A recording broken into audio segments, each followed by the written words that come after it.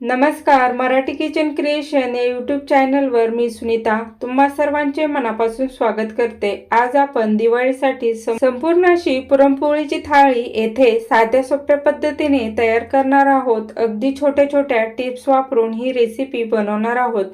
तर रेसिपी नक्की पूर्ण पहा. तुम्हाला कशी वाटली ते मला कमेंट करून नक्की सांगा. हे पहा, रात्री येथे मी सर्व तयारी करून ठेवली होती. जर आपल्याला पुरणपोळीची थाळी तयार करायची असेल तर सर्वप्रथम रात्री अशी तयारी करायची. डाळ निवडून ठेवायची. येथे पावशेर घेतलेले आहे.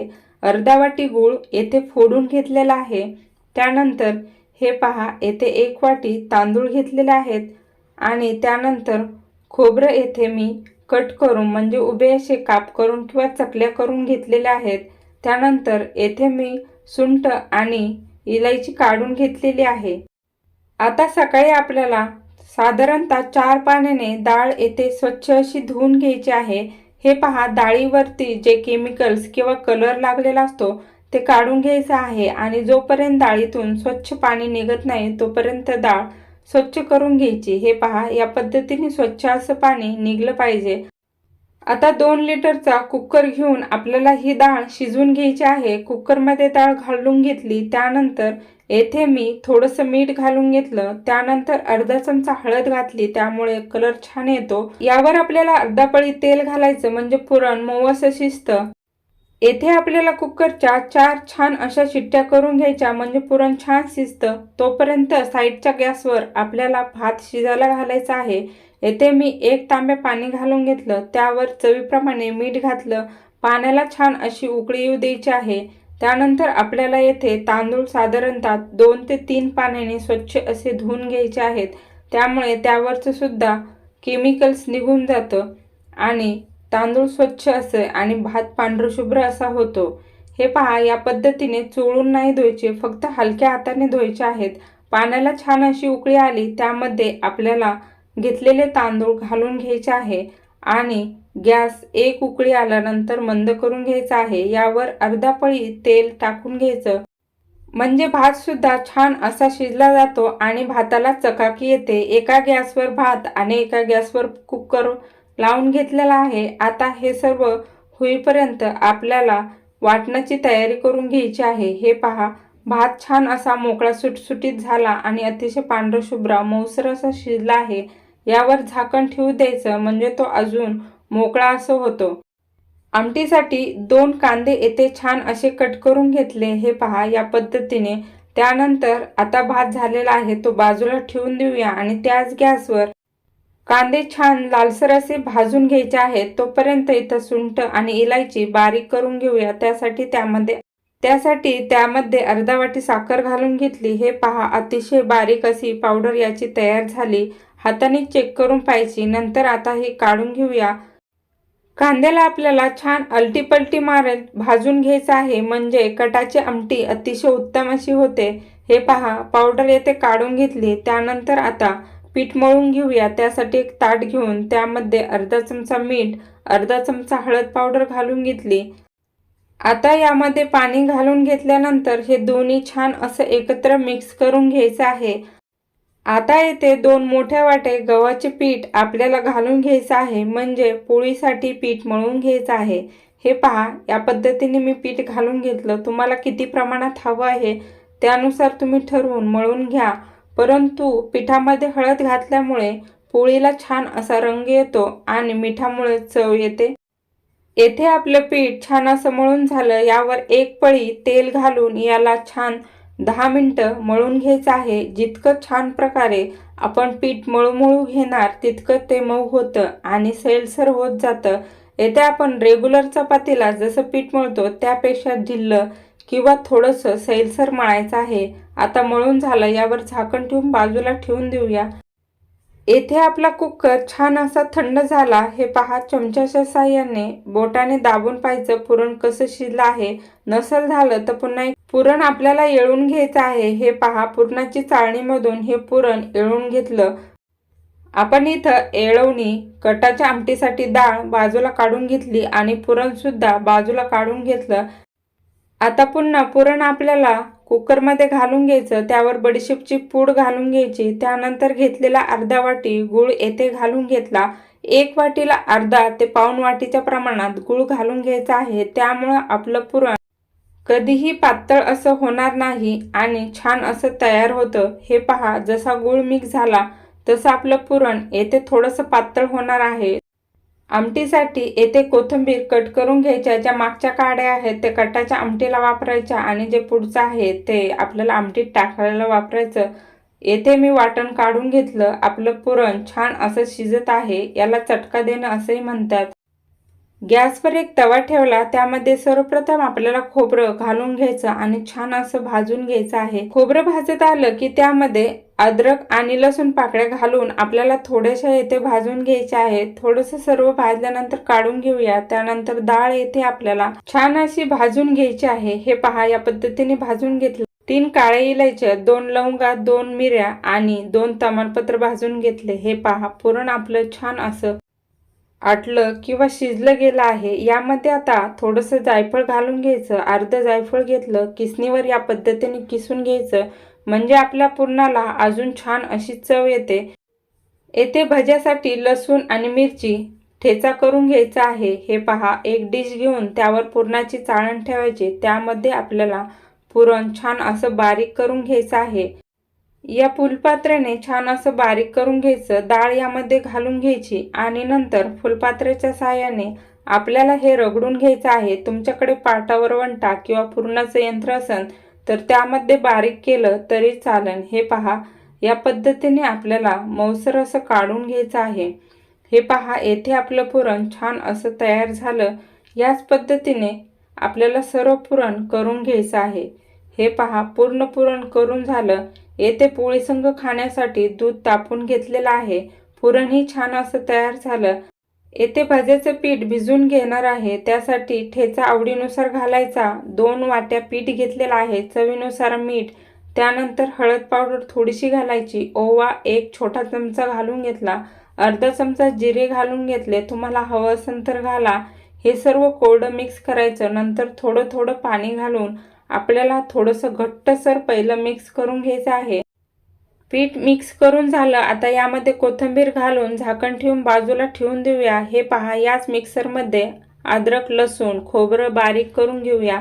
हे पहा, या पद्धतीने बारीक झालं. बाजूला करून घेऊया. त्यानंतर कांदा आणि खडा मसाला छान असा मिक्सरमध्ये काढून घ्यायचा. यावर कोथिंबीर घालून घ्यायची आहे. हे पहा, या पद्धतीने काळा मसाला तयार झाला. आता डाळ आपल्याला छान अशी बारीक करून घ्यायची आहे. सर्वप्रथम कोरडी मिक्सरला फिरून घ्यायची. त्यानंतर त्यामध्ये थोडंसं पाणी घालून घ्यायचं आणि छान अशी पेस्ट तयार करून घ्यायची. गॅसवर पातेले ठेवलं. त्यामध्ये 4 पळ्या तेल घातलं. अर्धा चमचा मोहरी, अर्धा चमचा जिरे घालून घेतली. अर्धा चमचा हळद पावडर घातली. ही फोडणी तयार झाल्यानंतर त्यामध्ये तयार करून घेतलेला खोबरं आलं लसूण पेस्ट आपल्याला येथे घालून घ्यायची आहे. हे पहा, हे घालून घेतलं. त्यानंतर अर्धा चमचा गरम मसाला पावडर, अर्धा चमचा कांदा लसूण मसाला घालून घेतला. हे सर्व छान तेलामध्ये आपल्याला मिक्स करून घ्यायचं आहे, म्हणजे कटाच्या आमटीला छान अशी तरी येते. हे पहा, छान मिक्स झालं. आता त्यानंतर काळा मसाला यामध्ये घालून घ्यायचा. मिक्स करून घेऊया. हे पहा, यानंतर येथे कढीपत्ता घालून घ्यायचा आहे. कढीपत्ता मिक्स करून घेतला. याला छान असं तेल सुटल्यानंतर आपल्याला तयार करून घेतलेली डाळीची पेस्ट यामध्ये घालून घ्यायची आहे. हे पहा, या पद्धतीने आपल्याला मिक्स करून घ्यायचे आणि पुन्हा एकदा याला तेल सुटेपर्यंत परतून घ्यायचं आहे. हे पहा, हे सर्व छान असं परतून झालं. आता यामध्ये घेतलेला कट घालून घ्यायचा आणि त्यानंतर कोमट पाणी करून यामध्ये घालून घ्यायचं. तुम्हाला किती प्रमाणात कटाची आमटी हवी आहे त्यानुसार यामध्ये पाणी घालून घ्या. हे पहा, चवीनुसार मीठ यामध्ये घालून घ्यायचं आहे. याला एक मोठी उकळी आणून घ्यायची आहे. यामध्ये जर गाठी वगैरे झाल्या असेल तर छान अशा मिक्स करून घ्या. हे पहा, येथे आपल्या कटाच्या आमटीला छान अशी उकळी आलेली आहे. आता गॅस मंद करायचा आणि कट करून घेतलेली कोथिंबीर यामध्ये घालून घ्यायची. गॅस मंद केल्यानंतर आपल्याला कमीत कमी 10 मिनिटं तरी ही आमटी उकळून घ्यायची, म्हणजे छान असा कट येतो। आता बाजूच्या गॅसवर कुरडई भजे काढण्यासाठी तेल तापवायला ठेवलं कढईमध्ये। यामध्ये आपल्याला सर्वप्रथम तेल कसं गरम झालं ते चेक करून घेऊया। तेल गरम झाल्यानंतर यामध्ये सर्वप्रथम कुरडया आपल्याला तळून घ्यायच्या आहेत। कुरडया तळून झाल्यानंतर घरामध्ये खिच्चे किंवा पापड असतील ते यानंतर तळून घ्यायचे आणि त्यानंतरच आपल्याला यामध्ये भजे सोडून घ्यायचे आहेत। त्यामुळे कुरडई किंवा पापड छान असे सर्वप्रथम फुगले जातात। हे पहा या पद्धतीने। आता येथे आपण भजे करून घेणार आहोत। त्यासाठी एक मोठा कांदा कट करून घेतला। आता भज्यामध्ये मिक्स करून घ्यायचा, वरून थोडंसं पीठ घालून घ्यायचं। येथे मी कांदा भजे तयार करून घेत आहे। तुम्हाला जर हवं असेल तर तुम्ही पालकाचे सुद्धा भजे करून घेऊ शकता। येथे या पद्धतीने कांदा भजे मी सोडून देत आहे। तुम्हाला जर चालत नसतील तर तुम्ही पालक भजी सुद्धा करू शकता किंवा बटाट्याची भजी केली तरी चालतात। हे पहा या पद्धतीने हे आपल्याला मंद गॅसवर छान असे तळून घ्यायचे आहेत। छान मस्त असे कुरकुरीत होऊ द्यायचे आहेत। येथे आपले भजे तयार झाले। आता पुरणपोळी करूया।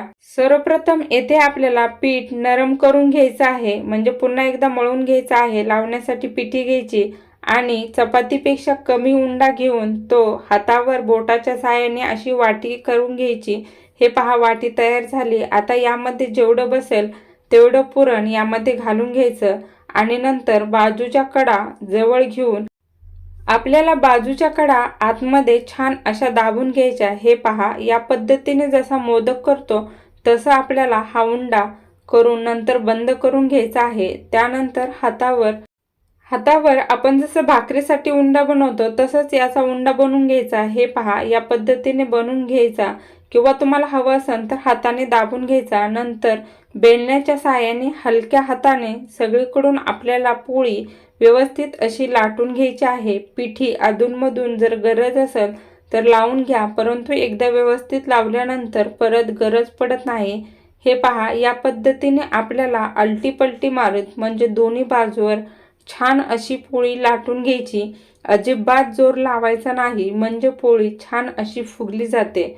आता येथे पोळी तयार झाली। आपल्याला सर्वप्रथम तव्यावर तेल लावून घ्यायचं आहे, म्हणजे पोळी छान अशी फुगली जाते आणि कलरही छान येतो।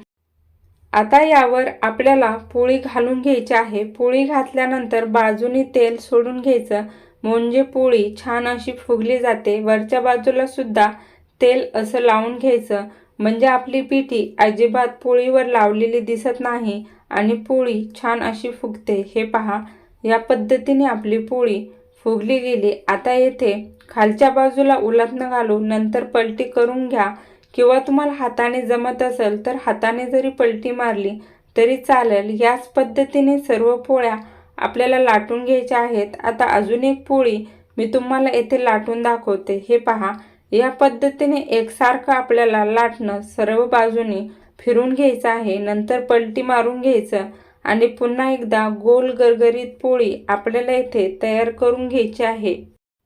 पहिल्या पोळीनंतर हात बसला की आपोआप दुसरी पोळी तयार होते। हे पहा येथे तयार झाली। आता छान अशी भाजून घेऊया। हे पहा येथे आपल्याला सर्व पोळ्या याच पद्धतीने भाजून घ्यायच्या आहेत। पीठ जितकं भिजतं तितक्या आपल्या पोळ्या छान अशा मऊ लुसलुशीत आणि टम्म फुगणाऱ्या होत्यात। आपला येथे सर्व स्वयंपाक छान असा तयार झाला। आता ताट वाढून घेऊया।